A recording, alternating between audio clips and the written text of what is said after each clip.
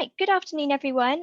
Thank you so much for joining us this afternoon for our masterclass of CRMG on supply chain management.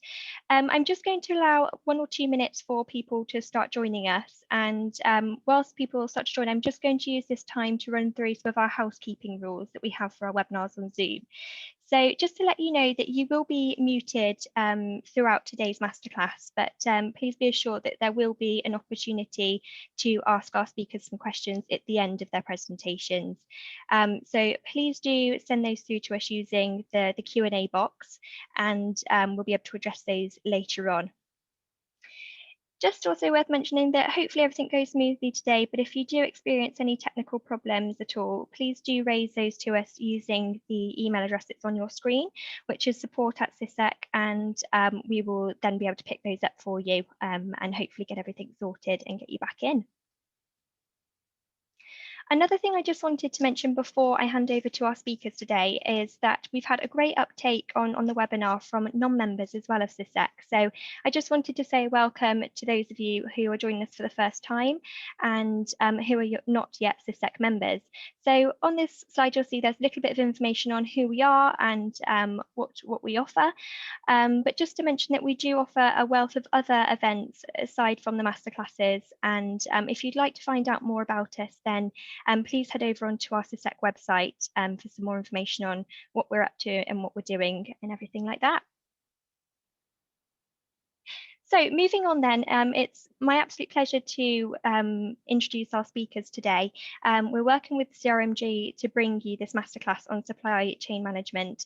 And today we're lucky enough to be joined by the directors and co-founders of CRMG, who are Simon Rycroft and Nick Frost. He will be offering a brilliant presentation for you today. There's a wealth of different things that they'll be going to be covering, but I'll leave that for them to talk about and to introduce themselves. So over to you, Simon. Thank you, Sophie. If we could move forward a slide, please, that'd be great. So my name's Simon Rycroft, and along with Nick Frost, who you're about to meet, I run CRMG, and that's Cyber Risk Management Group. My career in cyber stretches back to 1995. Before forming CRMG, I was with PwC for many years, and I ran also the consulting practice at the Information Security Forum. And then as of the beginning of this year, in my spare time, I'm also the UK chapter agent for the ISF.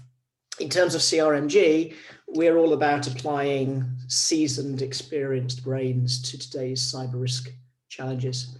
We're an active supporter of the Chartered Institute. They're a lovely bunch to work with. And we've contributed to CIISec's ABC guide on supplier management, which I'll talk a little bit more about shortly. But before I do that, before we get stuck in, Nick, over to you for a quick intro. Hi, everybody. Thanks for joining. Yeah, I'm Nick Frost. Similar to Simon, I worked at PwC, spent 20 years in cybersecurity. A lot of my time has been in a kind of an operational role or roles with a number of organizations. And in particular, working very closely with groups like procurement and legal, specifically around establishing more of a risk-based approach to supply security. And hopefully we're going to share a lot of those nuggets of information with the rest of you today. That's me. Great, thank you, Nick. I should add, by the way, that if there are specifics that come out of today's session that you think, oh, I'd like to explore that in a bit more detail via a one-on-one conversation, then do get in touch with either me or Nick, because we'd love to talk to you. Next slide, please. Right, I think we're going to talk about why we're here. If we can move on a slide, great, thank you. So this image sort of sums it up, really. Basically, unless we manage the risk properly, if one of our suppliers or partners experiences a cyber breach, we could be compromised too. So, of course, we have to protect against that eventuality as effectively and efficiently as possible. There you go, that's it, we can go home now. I'm only joking. Let's move on a slide. So in covering this topic, we will address these things here. So firstly, we'll provide a bit of context about why managing risk in supply relationships is a really big deal. And then we'll provide some insights into why we think that's only going to amplify. Then I'll give you a heads up on what we have done with the Chartered Institute in terms of the ABC guide for supply management, not least because that we're going to map the structure of the rest of the masterclass to the high level approach set out in that guide. Then we'll take a deeper dive into what a risk-based approach to supply management looks like in practice. And then lastly, we'll close out with some points to take away. We have spattered this with a few polls, as you might expect. We're going to use the polls to do three things. Firstly, it'll help us focus and hone this session. Secondly, we'll summarize the polls and send you a nice little infographic summary afterwards. And then thirdly, we're actually going to run another session, an interactive round table on the 11th of February at 4:30 in the afternoon for those people that want to delve into the topic more. And then these poll responses, they will help us focus the agenda for that round table session. We'll come back to that a little bit later. So let's kick off with the first couple of polls, just to set tone really as much as anything. So here's the first one. How would you describe your existing approach to managing information security or information risk in your supplier relationships? You've got 5 options. Is it non-existent? You're doing nothing to assess your supplier security capabilities. Is it basic? You're basically doing the bare minimum and you know there's lots more to do. Is it fit for purpose? So you think you're picking up the majority of your supplier risk. Is it advanced in that you've got varying degrees of supplier risk that you're assessing and then you're managing that appropriately? Or is it really mature? Are you all over it? You've got all sorts of processes in place that you think are well tuned and refined. So which of those 5 do you think it is? We were going to give you about 30 seconds. I think we're nearly there. Just wait a few moments. Oh, here we go. Drum roll. Okay. Well, when you're running a masterclass, that's quite encouraging, because if people are saying, well, actually, yeah, we are at that sort of basic level, we need to do more, that tells you that there's a need for the masterclass. So that's encouraging. And we've got a little bit of an array across the other maturity levels there. Interesting that some are still at a very basic level. Okay, well, I think there's going to be quite a lot of content here that will be useful to you. We're going to jump straight to a second poll, actually. Again, this is about setting tone. So if we go to slide number, the next poll slide, please.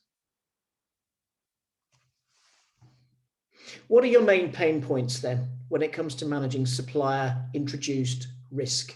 And select as many of these as you like. So risk exposure, you just think you're taking on too much risk via your supplier relationships. Is it more about inefficiency? You've got this one size fits all approach and it's just not honed well enough. You think you're wasting resource in the wrong places. Are you just not joined up? You're not talking with procurement and legal well enough? Or maybe your problems are around, well, we sort of understand the principles, but we've not got a really good process in place, or we've not got the right tooling to support that. Bit haphazard. Or maybe, and we see this quite a lot, is the sheer volume of suppliers you're working with just overwhelming you? That's a real concern for many organizations. Or is it something else? So let's just wait a few more seconds for the results of that one to come in. Interesting. Well, we've got a bit of a focus on that point in the middle there about not being joined up. Interestingly, this is also why the Chartered Institute has been doing work on this topic, because the Chartered Institute recognizes that many organizations aren't joined up when it comes to supply chain management either. So, okay, that's really useful. Thank you very much for that. So let's move on to talk a little bit more about the context of the problem then. Next slide, please. And the next slide. So why is supplier risk such a big deal? In broad terms, if you don't identify and mitigate supplier introduced cyber risk, you're basically letting risk in by the back door. And even worse, it's potentially risk that you can't control and you've not got control over mitigating. I'm not going to read all the words on this slide, but the basic premise is here is that there are bad guys out there waiting to pounce, performing reconnaissance. We work with a technical partner who's actually monitoring that stuff real time, and they can tell us, they can see for real, the bad guys are turning their attention to VPN servers, for example, and probing them for vulnerabilities. And the reason they're doing that is because VPN servers are the technology that support remote working, because we're all working at home. Then, of course, you've got staff. They just make mistakes sometimes. And it's not necessarily you that the bad guys are going to target, because they might assume, rightly, of course, that you're all over your cyber defenses, that you're fine, you're protected. Well, what about your suppliers? So instead, they target the businesses that you've got really close relationships with. So when they get hit, it might not be such a big deal for them, for your partners, but potentially it's a massive deal for you, and you get hit too. So big consequences potentially. If you just click on the build, Sophie, there you go. We should just get a big ouch appearing there to just demonstrate the point. Great, thank you very much. Sorry, back a slide, please, Sophie. We've heard, probably a lot of us heard anecdotally about the SolarWinds hack in December. In that case, instead of having to dupe individual targets into downloading malicious software, all the hackers had to do was rely on the US government agencies and companies like Microsoft to install what appeared to be perfectly legitimate piece of software from their supplier, and that supplier was SolarWinds. It's just a bit unfortunate that that software had been compromised. And of course, we don't yet fully understand the ramifications of that breach. And there are lots of examples out there of instances where organizations have been hit based on their suppliers being compromised. And the Chartered Institute's own guide, which I'll talk about shortly, sets out a few of those examples as well. And of course, our suppliers, they don't necessarily set out to implement lax security arrangements. That's not really much of a business aspiration. The reality is that stuff gets missed, weaknesses and vulnerabilities might not be picked up. When they do, they might not be given the attention they need to get fixed in the long run, and so on. And so for all sorts of reasons, and we've just got some of them on the right-hand side there, the issue is that in broad terms, if there's an imbalance between your security posture and your supplier's security posture, then potentially you've got a problem. So you need a fit-for-purpose approach for identifying the risk and mitigating it. Many organizations do have an approach, but in our experience, quite often those approaches are cumbersome. They're difficult to apply to many suppliers. Quite often they're not well integrated between security, legal, procurement, as we've just seen in the poll results. So that's what the focus of this session is all about, really. Let's move on to the next slide, please, Sophie. In terms of some trends that we're seeing at the moment, look, everyone's talking about COVID, so I'm not really going to go there particularly, but there is a reality that we're seeing right now in that budgets are being squeezed and stretched. That means there's pressure to get a good deal from suppliers. That means they're going to trim out cost. That cost might be related to security measures that they might otherwise have been happy to put in place. That amplifies risk to you. Another thing we're seeing, flexible working models. The gig economy has gone a bit nuts over the last year.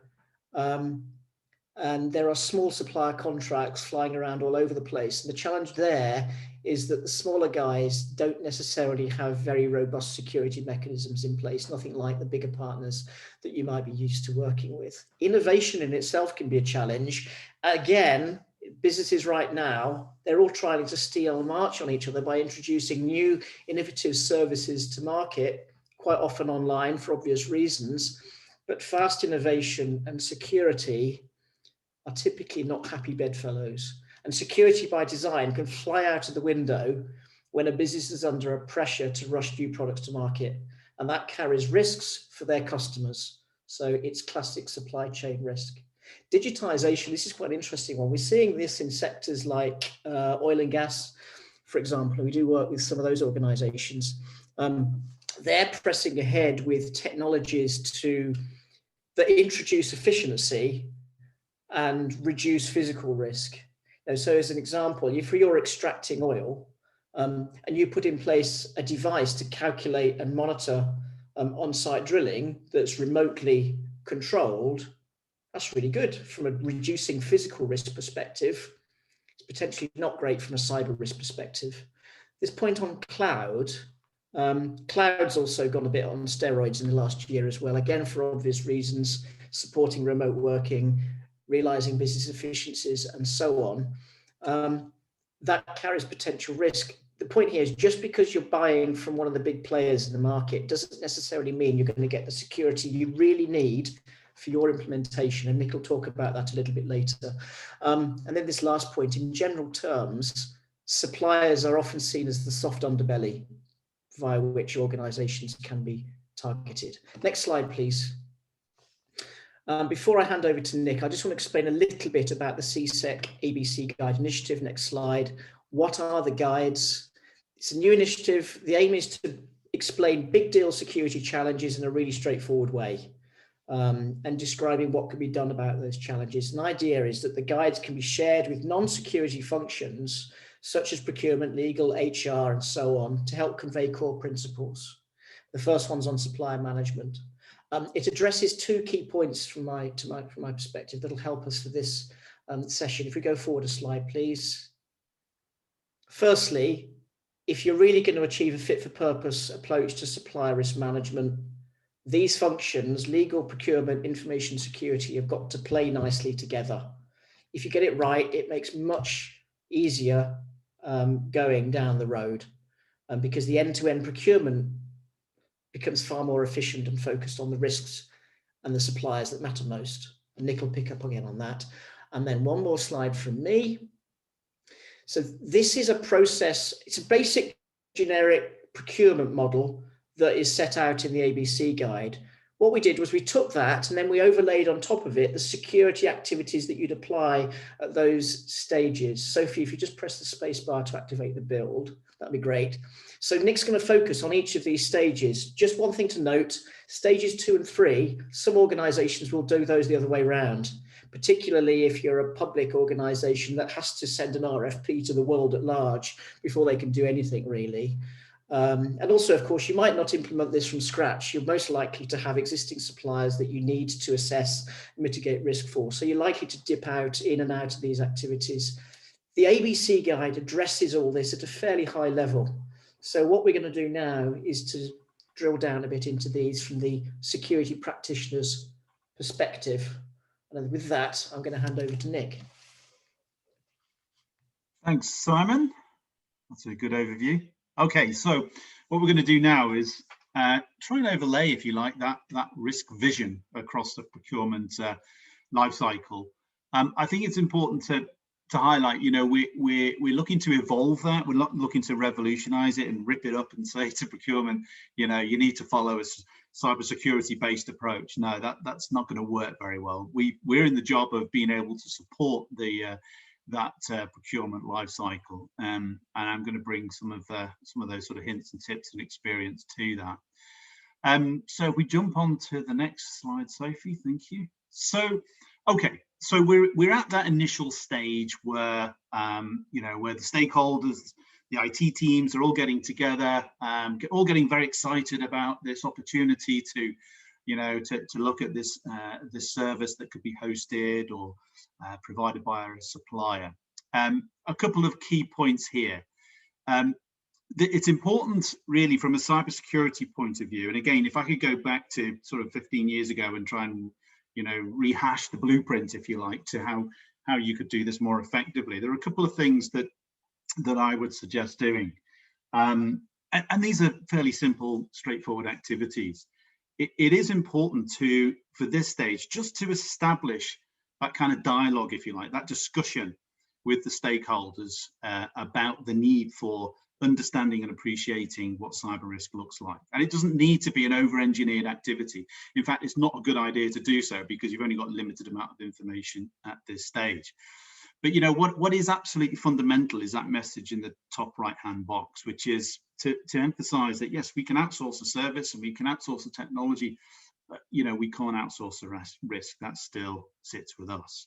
And so there are a number of, you know, factors, if you like, or characteristics that we should at least try and understand from a cybersecurity point of view, and basic stuff like, you know, well, what is the type of data or data sets that's going to be, you know, hosted or managed by the supplier? You know, is there an emphasis around, you know, confidentiality, or are we looking to host our, you know, retail.com environment where availability is important?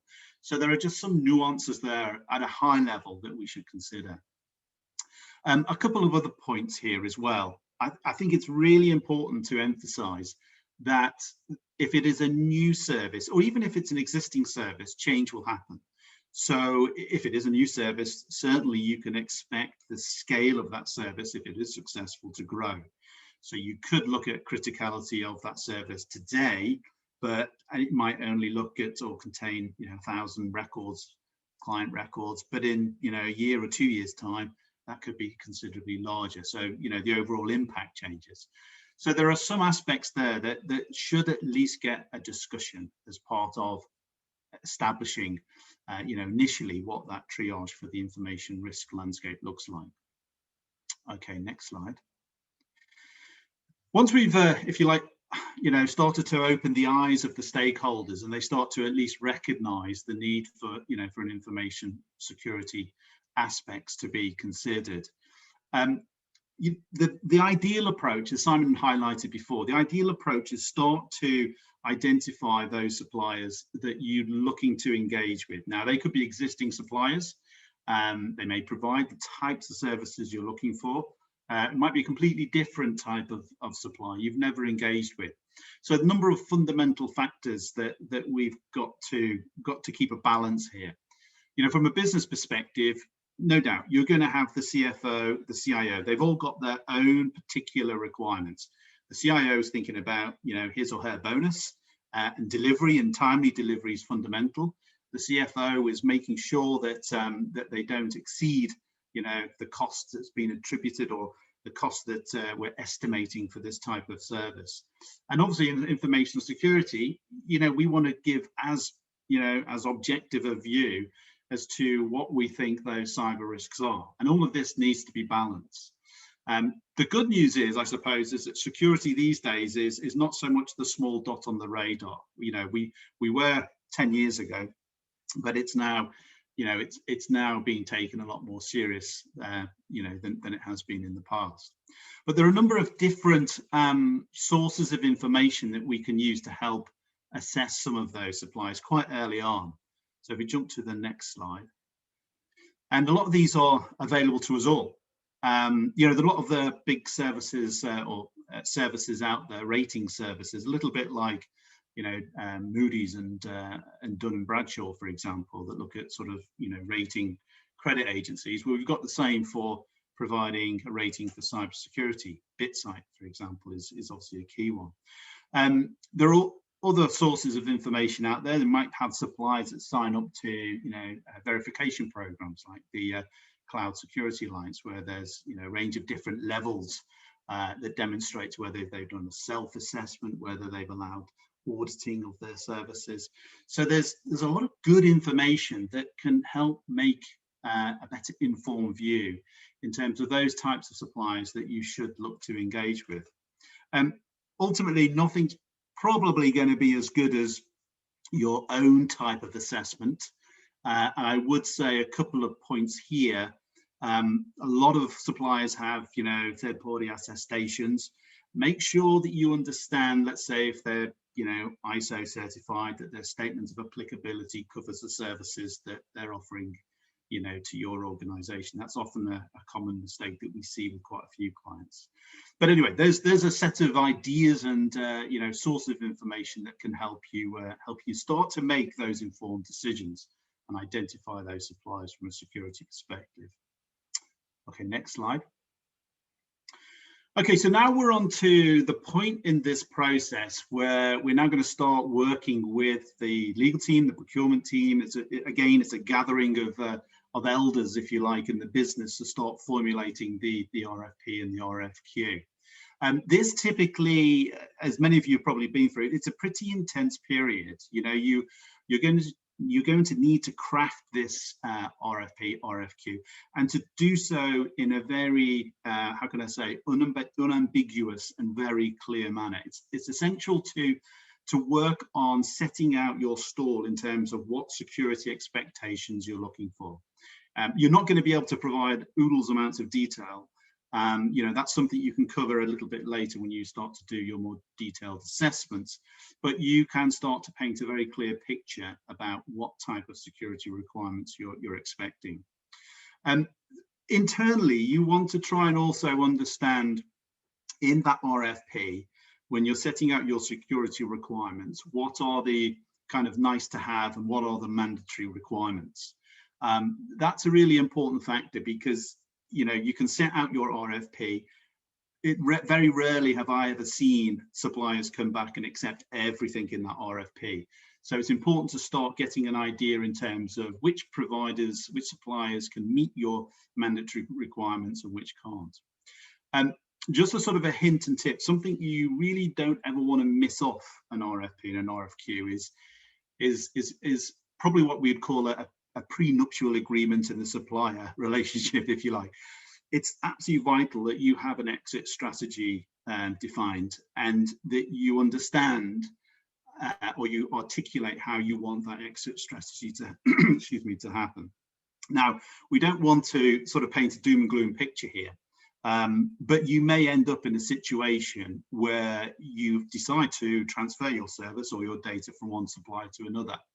And it's vital that you understand and you articulate what your expectations are, how that works, what that looks like to any bidding supplier out there.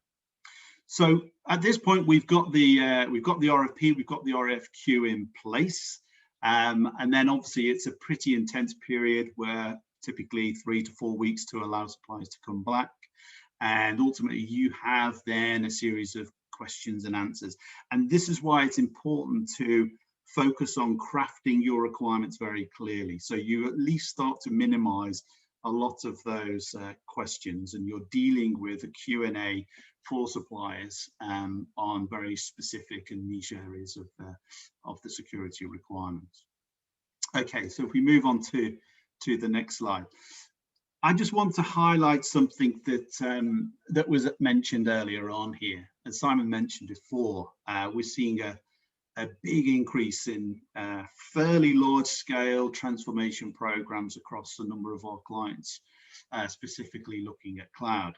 And what we just want to highlight here is the need, if you like, to understand clearly what type of cloud service you're looking for, but to kind of appreciate, and you may want to just present this in your initial workshop to say, look, depending on whether we're going for an infrastructure as a service, which, looking at managing network, storage, platform as a service, network, storage, middleware, operating systems, or software as a service, all of the above, plus applications, plus data. The point to highlight here is that the risk perimeter, if you like, starts to expand depending on the type of service. And that's really, really important, because ultimately it influences everything that we've mentioned before, such as, who do we engage, size and shape of the RFP or RFQ. And ultimately, as we go on to the next step, the level and rigor of assessments that we'll carry on. Okay, next slide. So this is where we've issued those RFPs, those RFQs. Typically, in our experience, having worked in an operational environment and from a consultancy perspective, we're now at that stage where we've got a number of candidates we are pretty happy with. We understand what they can do, what they can't do. Excuse me. And this is where we then start to conduct those security assessments in more detail. Now, this is where, again, in my own personal experience, this is where it gets quite interesting. This is when you can start to reveal how that relationship's going to work. This is where you start to understand the level of transparency, the level of, if you like, collaboration from a supplier. We've worked with a whole range of different suppliers, large, the big names that we all know about, through to very sort of niche suppliers. And it's important to understand those two factors, collaboration and transparency. I think transparency because ultimately, at some point, you've got to start making some of these risk-based decisions. What you don't want, and it's not uncommon, is for a supplier to say, yeah, thanks very much for your questionnaire, here's our terms and conditions, or here's our security report. You know, that's really difficult to help you make a decision, irrespective of whether they, you know, are in the top right-hand quadrant of Gartner. You still need that level of assurance. So coming up with these assessments is absolutely vital. You know, it's very typical, and it was good to see in one of those polls about some of the feedback we've got, but it's very typical for a kind of a one-size questionnaire to fit all suppliers.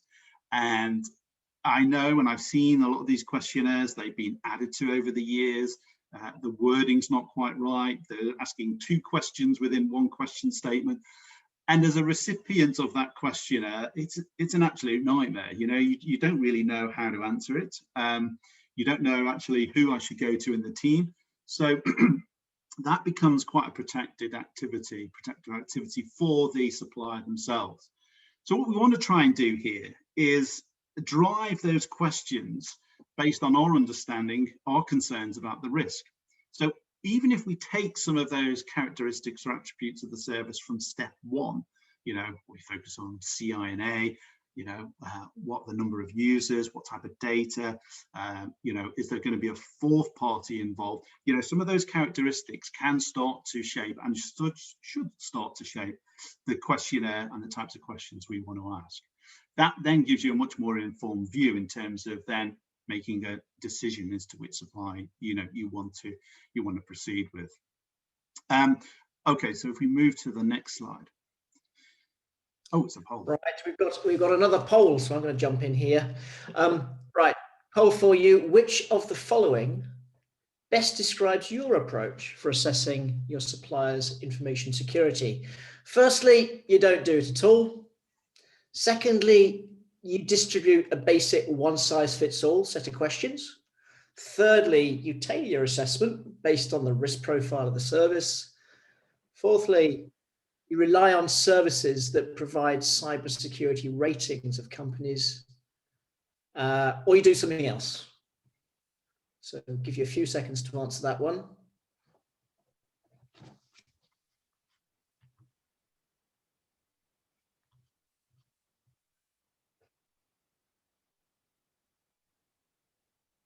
That's quite encouraging. It's good.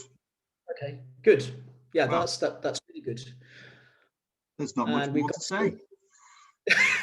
We'll pack up and go home now, Nick. Good. Well, okay. So that's very encouraging to see, and I think actually probably plays into the next slide, which is really geared towards now. If we move to the next slide, there we go.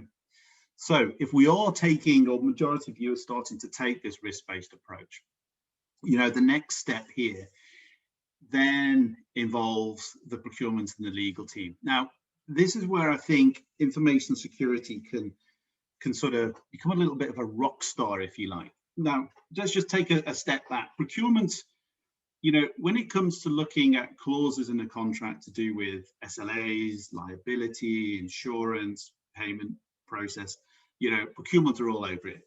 They're very comfortable with it. They know how to review it. They know the risk appetite to those areas.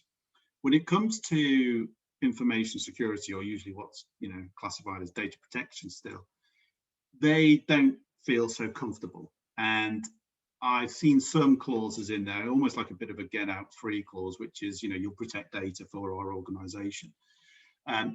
We do have to be quite specific when it comes to setting out what clauses we want and negotiating those clauses in the contract for information security, because you don't want anything that's open to interpretation. So one of the things that we've always found pretty useful, that works well, is to partner with the procurement and to be able to explain to procurement, you know, which of those clauses that are a must-have, and which of those are sort of, you know, nice to have, can be negotiated out, so that when you send out your draft contract and it comes back with comments and red lines, and I've never ever seen a contract that hasn't come back from a supplier that's had comments and red lines, and I've seen thousands of them. So that's very natural, and that's where the negotiations start to take place. And this is where, you know, either you work directly with procurement or you provide them with the advice and guidance in terms of how they should respond and explain certain aspects or, you know, certain clauses that are absolutely necessary to have. So we put a simple table here that basically just gives you a kind of a model that can help you inform procurement and legal in terms of, you take this clause out, if you roll over and let the supplier redline it out, this is the type of impact that could occur. Now, fine, I've given you my advice as an information security professional. You need to get that decided by the stakeholder or the business owner. And that's really all you can do. But you're doing your job exactly as you should be. So that's really about supporting and providing that guidance to the procurement team to be able to explain why these clauses are needed or necessary. Okay, next slide. Another poll. So to what extent do you work with, and to what extent do you actually influence the contractual terms that go into your supplier contracts? Just three options here. Security never gets involved, or security engages but towards the end of the process, or you're engaged early on, your recommendations are considered in the context of the business requirements and the risk appetite. So which of those three would you fit?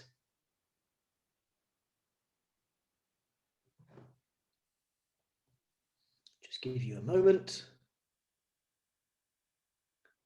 Drum roll. Okay, that is sort of what I would expect. Yeah. Yeah, just a quick comment on that. That's very common. And it unfortunately makes information security and us lot, you know, sometimes a bit like persona non grata, you know, because you're suddenly making changes to the security of the, you know, of the service that hasn't been costed, hasn't been resourced, you know, may require procurement to go back into negotiations. They don't feel very professional about having to do so. But hey, that's the reality. And you know what? Most organizations, once they've gone through that a few times, they'll know, yeah, we need to bring the cybersecurity function into play earlier. So hopefully your journey for the 53%ers gets a little bit easier going forward. Okay, good. So let's jump on to the next slide. This is something that I feel is really, really crucial for us to all understand here. So this is in the procurement stage 6. This is about maintaining the product and the service. And, you know, what's important from all of those other areas about the service, you know, maybe it's the development, maybe it's the SLAs, maybe it's the, you know, the insurance aspects, the payment aspects of the supply, they're relatively static, okay? So they can review contracts, you know, every 2 years or 5 years. And actually, that's not too uncommon. You know, we still see contracts we're reviewing at CRMG for some of our clients that, you know, are fairly critical services that, you know, date back to, you know, 2015, 2014. But in information security, it's just not the same. And we're not talking about changing threat landscape or anything like that. We're just changing about fundamental changes in the business, in the service. I'll share with you, you know, some of experience that I've had directly. You know, I remember not so long ago we had for a client that we were working with, they had a, you know, an internal, if you like, social networking site, and it was great. You know, a lot of collaboration, addressed a lot of the issues that the organisation were having about trying to join a decentralised organisation together. Suddenly, you know, the types of data that initially were all about collaboration, but the types of data suddenly started to include, you know, personal information, client information. You know, it's all accidental. You know, the staff didn't realise or weren't really clear about what should and shouldn't be placed on this. You know, there were certain senior managers that granted access to some of their clients, and then all of a sudden that risk profile had completely changed. And that's what we need to do. We need to be able to tap into some of these changes, because these technologies, these suppliers, they will evolve. You know, they'll come to you with modules and ideas and different types of technology to improve the service. And if that happens, that has to be taken into account from a security and a risk perspective. So don't use the idea of triggers. And again, if you think about this, this goes back into that initial discussion, you know, to your stakeholders in cybersecurity. We're going to be quite dynamic in terms of when we assess it. It goes back into your RFQ, your RFP. So you need to stipulate what types of triggers would require you to do a further assessment, or, you know, even an on-site audit.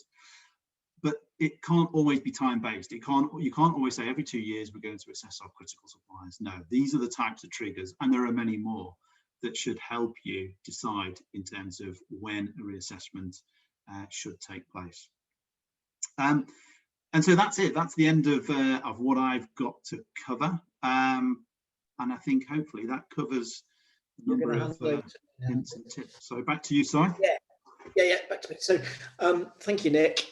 So some points to take away. Firstly, don't try to boil the ocean. If you were to be able to boil the ocean, you wouldn't need a risk-based approach.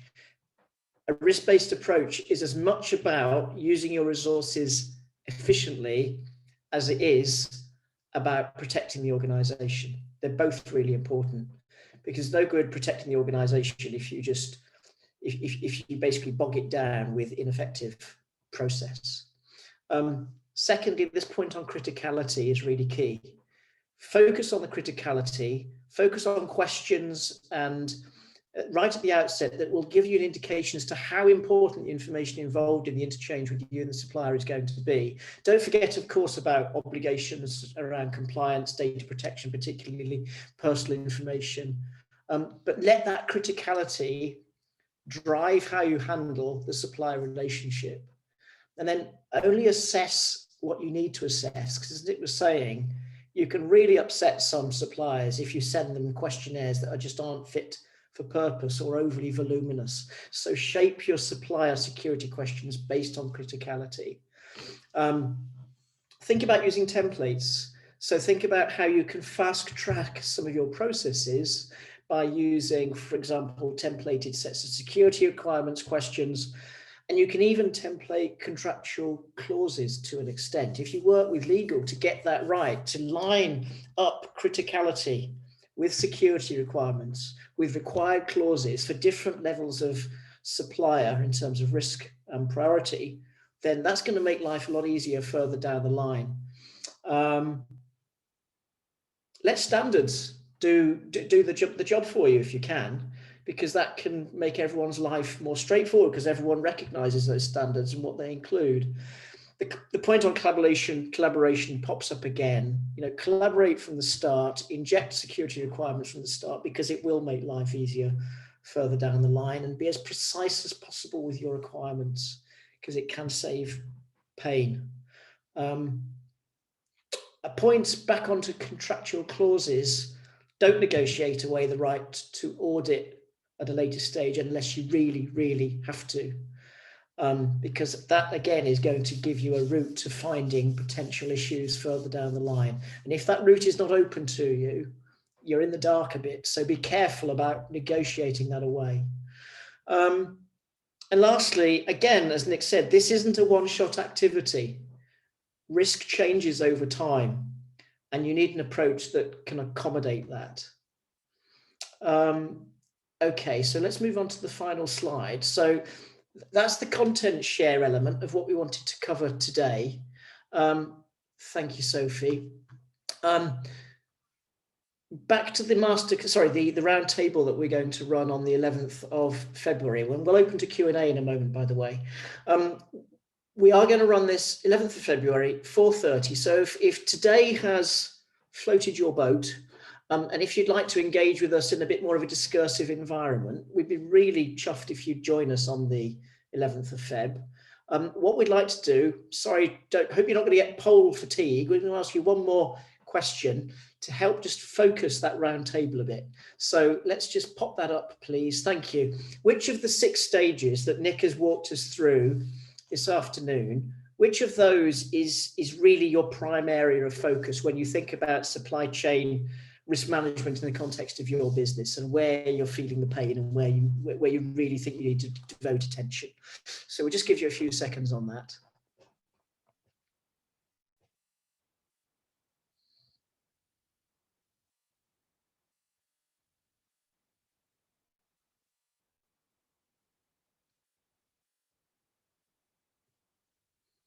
Okay, coming up, I think. Okay, so we've got a couple of winners there, both with 22 votes each, setting the security requirements of performing assessments. Okay, that's really useful because that will help us just hone in on those during that roundtable session. So as I say, if you'd like to join us, please do register, and that will be a bit more of an interactive session. So we hope you found that really useful. But with that, we do have some time for Q&A. So let's hand back to Sophie. Thank you so much, Simon, Nick, for your presentations. They were absolutely brilliant. And I can see that we have had some great questions come in. So if you don't mind, I'll just read them out, and then I'm sure between the both of you, you can kind of answer them together. So the first one I can see that's come in is from Martin Fell, and he's asked, in the pre-assessment phase, would you consider published breaches a positive for the supplier? They're not hiding stuff. Let me take this one, Si. I would. No, I would. I don't think it's. As I said before, the transparency, is going to establish trust. It's going to establish trust very quickly. I think what's important is to understand a little bit more about how that breach occurred. Was it down to negligence, or were they unfortunate and got hit by a sophisticated attack? It doesn't have to be actually sophisticated, it could just be a reasonably well-crafted phishing attack, and the new employee comes in and clicks on it, and there you go. But I would view that as a positive. That's great, thanks. So I'll move on to the next one then. I can see another question's come in, and it says, on a scale of 10, and how important would you rate cybersecurity risk management out of all of the other types of risk managements for a company? Perhaps if you were to list top 5 risks or something like that. Well, my view is that it's right up there. I mean, clearly financial risk is a massive deal for most organizations because it's the lifeblood of the business, but cyber risk is right up there. And look, these different elements of risk that businesses will monitor and report up, it's not like they sit in silos, they're all interconnected. Yeah. You need an integrated approach to risk management. And then you look at cyber, and then within that supply chain risk for cyber, it's all got to convey the tone that the organization sets in terms of appetite. We didn't talk about it a bit much, but on one of the slides, we've got this point around, look, you've got to play to the organization's risk appetite when you are setting your security requirements in line with criticality and so on.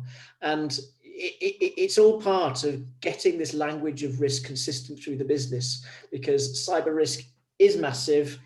It does have a knock-on effect to other types of risk, particularly as we sort of continue to head down this road of digitization. So that's my view on a scale of 1 to 10. It's a 2 or a 3, if not a 1. Nick?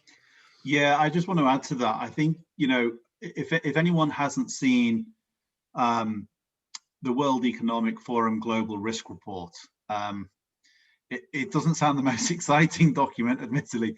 Actually, year after year, they have tracked the importance of cyber risk against other risks. And you're talking about global risks like, climate change, financial crisis. Year after year for the past 3 or 4 years, it's been right at the top right-hand corner in terms of it's up there with climate change. So, and the nice thing about that is that that's quite a useful vehicle to articulate how the World Economic Forum, a real organization of stature, views cyber risk.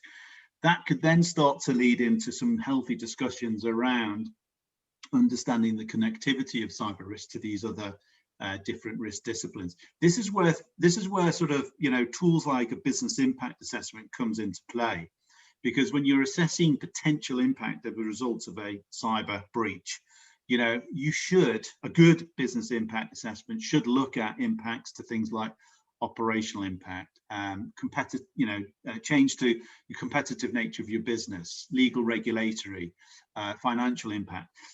And these are all key business risks where there's a direct link with cybersecurity. You know, just to take it a step further, you know, a simple scenario kind of exercise, it doesn't take it much if you can grab the attention of, you know, senior leadership team to go through a typical cyber scenario. It doesn't take it much to then for that exercise to convey the types of impacts that would occur to the enterprise as a whole. So that'd just be my my additional feedback to that question. Great. Yeah. Sorry, go. I was just going to go to the next one. I can see it says, what are your thoughts on the reporting line or organisation structure for cybersecurity TPRM team? Should they be under CISO or risk and compliance or under CRO? Okay. Yes, so I guess third-party risk management team there. Okay, so in a perfect world, I would suggest that you want to have a steering committee. I've experienced this myself, where we had reporting lines initially into the CIO, then to the CRO, then to a steering committee.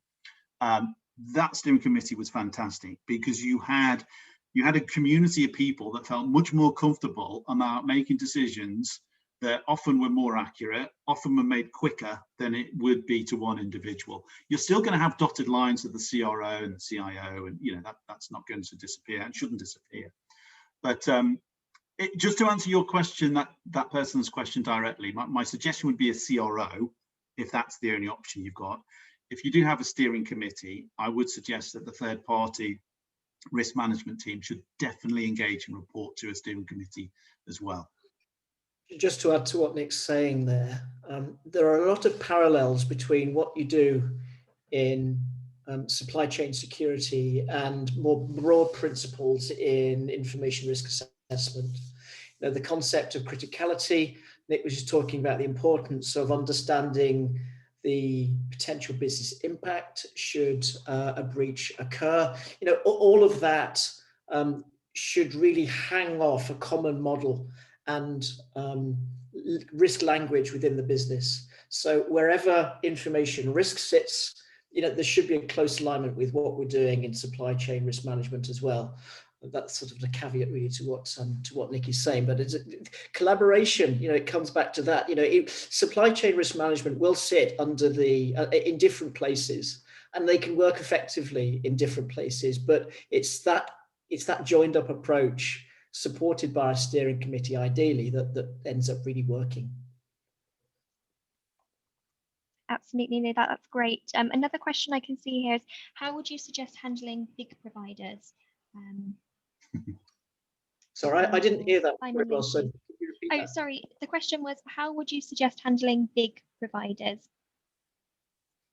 Big, was that big? Big providers. Yes, yeah, sorry, I must be a bit quiet.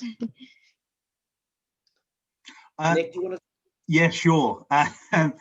Well, yeah, we all know how big providers operate, and I've worked for some fairly large organizations and institutions, and even those big providers say, yeah, thanks very much, but this is what we do.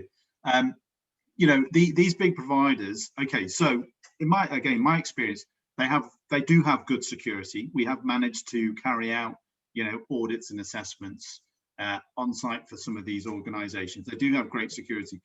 The one thing I would highlight is that they also are a key target. You know, last year, I think it was, you know, AWS, I think the largest ever denial of service attack took place against AWS. So, you know, there is going to be a greater threat presence. But going back to that sort of, you know, situation, which is not uncommon, whereby they refuse to answer your questionnaire. Again, we're in a position where we should be more of as a facilitator in cybersecurity, cyber risk, than a kind of a dictator, if you like, about which supplier we do and don't go to. I think ultimately, two things you can do. One, you can feed that back to the stakeholder, you know, let them deal with this. And you can provide your recommendations. Two, you can go based on whatever information whoever it is, the big player, can provide you, and use that to inform your view about risk. But this is not an exact science. You have to be able to make some kind of informed decision about this. There are lots of other factors that are going to come into play as well. Chances are you've got a range of other different services with a big supplier. So that needs to be taken into account as well. But that would just be my suggestion there. Yeah, a couple of things I would add to that. Firstly, if you're talking cloud, there's quite a lot of configurability now that the big players are making available, as you probably know. And so you should have a good insight into those when you're working out the art of the possible, really, when you're looking at a particular service from a certain provider. The other thing to think about is that depending on your relative bargaining position, and the importance strategically and the criticality again, you might need to think about equivalent or compensating controls that the supplier might provide that you can look at and say, well, what's the underlying intent of that control? Does that broadly say, does that satisfy the same requirement as this stipulation that we've put here? And you can make an assessment there. So sometimes you can do that if you have to start getting pragmatic about things. Lovely, thank you. And then I'm conscious of time, but I will just go with one or two more. I can see Colin Robbins has asked the question of, do you have any advice for SME choosing cloud services? In many cases, there's little negotiation power. It's a case of accept our T's and C's with inside security or don't use the service. I think from my perspective, I think back to the point I just made is that they typically you will find that there is a reasonable level of security related functionality in a lot of cloud delivered services now. And so if you are in a position of less bargaining power, at least get to a point where you understand what's available to you and how it can be configured to meet your requirements. Because if you don't understand that, and the other bit you should never skimp on, by the way, is this piece around understanding the criticality of the information that you're going to be pumping into this thing, whatever it is. Irrespective of the service you're going to use and the security controls that are applied to it, you still need to know that, because that informs your view of risk. But what you're probably going to have to end up doing is a bit more of a one-sided evaluation as to what's available to you and how that maps back to your requirements. But if it's really critical to you, do not be afraid of approaching that provider and saying, look, this is a bit of an issue for us. We really need to engage you on this. Big service providers have got much better at being prepared to engage with smaller organizations. They're used to it, and they might surprise you. Nick, I don't know if there's anything you'd want to add to that. Yeah, I think there are a couple of points that are really, I think, important for any supplier, but especially if you're an SME. I think sort of any breach notification, there are certain areas that I don't think should be negotiated away with the T's and C's, and actually it's a bit sad to sort of see that that's still the case from that listener. I think there are a number of things. Expect it's. I don't want to say consider the state of compromise. That's not a healthy thing to consider with a supplier, but it is worth understanding how they will communicate if a breach does occur to your data, to your service. And it might be a case of building out some kind of secondary types of controls for you to, if you like, limit or manage the repercussions of a breach. That could be sort of preparation, that could be having your sort of company spokesman prepared to interface with the media or senior leadership teams to contact your tier 1 clients, whatever it is. These are small things, small activities that can limit the impact if that does occur. And that's the only thing I'd really add to what Simon's already said. That's great. Thank you, Nick, Simon. I'm really it makes me really sad to think that we can't cover all the questions, but I can see we've got some other great ones there waiting. Just to let you know, we will be sharing these questions afterwards with Simon and Nick, and this should then help as well with providing a little bit of follow-up with the interactive session that we, they're going to provide on the 11th as well. So please don't fret, we will still get to your questions, but I am conscious of time. There are just a couple of things that I did just want to make you all aware of before we sign off today. So firstly, just want to say, go back to Simon and Nick, thank you so much for your presentations, and to everybody who's contributed to the questions. It's great to have this discussion, and I think it'll be great to have more of this on the interactive session as well. Just moving on, I did just want to make you aware of something really exciting that we are able to offer to our members. It is exclusive to members, but we would like to offer an exclusive to members tool. It's a platform to go along with this supply management webinar. And it's been kindly offered to us from our corporate members, Crossword Security, who will be actually following up with another supply chain management webinar on the 3rd of March. So please do sign up to that. There will be a link to the ABC guides as well in the email that we'll be sending out afterwards. So please do look out for that. You should have that. If not straight after, it will go in a day after this webinar now. So you'll be able to access it there. And that will take you straight to our website with both the access to the ABC guides on supply chain management and also to this tool as well. So please do go and have a look. It's great to be able to offer this to you all. Just touching on from that, there are some details here on the offer, and we can also distribute the slide pack to you afterwards, so you can have all of this. And as I said, it will be on the website. There you go, there's a little bit more information. It is a member exclusive that we're offering. But also to mention that we do have a wealth of other events that we offer almost weekly each month now. So we have our branch masterclasses, we have our ADPs as well, which aren't on there, but we also have our innovation webinars. So as you can see, various different things which you can register to on our website, or we do also share the link on LinkedIn as well. But as it mentions at the top, we are having, as I mentioned, our next supply management webinar with Crossword Cybersecurity on Wednesday, the 3rd of March. So hopefully we see you on that one as well. If not, on the interactive session, of course, beforehand on the 11th of February. I think that's everything that we have to cover today. I just wanted to say another thank you again to Simon and Nick for a brilliant presentation. I personally really enjoyed it, and I'm sure by the amount of questions and discussion we had afterwards that it seems to have gone really, really well. And please do make use of the tool that I mentioned and go and have a look at the ABC guides that we've all been really busy working on. Hopefully there's nothing else that I've missed there, and I hope you all have a lovely evening. Thank you all very much. Thank you, everyone. Thank you. Bye, everyone. Bye.